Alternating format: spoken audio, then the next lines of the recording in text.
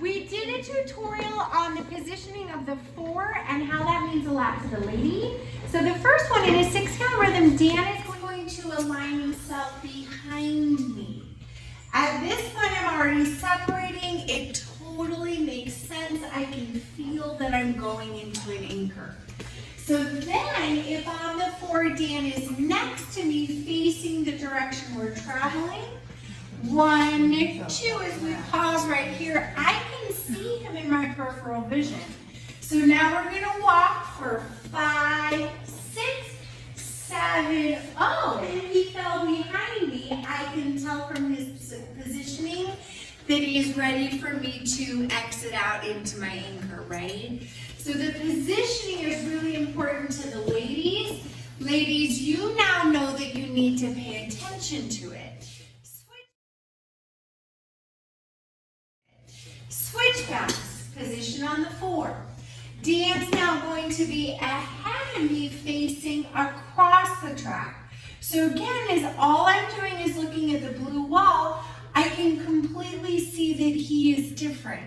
So now as he kind of steers that big steering wheel, I have rotating coasters, side together, forward, side together, forward, side together, forward. Then as Dan lands behind me, all right, this feels different again. I can tell he's ready to exit me out, right? So the positioning is really important because it speaks to her. So now the Flippin' skater.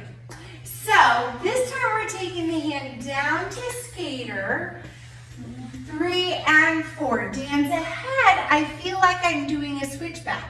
Indeed I am. I'm doing a switchback. It's just that Dan is different. So as we do 5 and, oh, he came in front of me. Well, that's a little weird, but we can handle it. It's West Coast swing.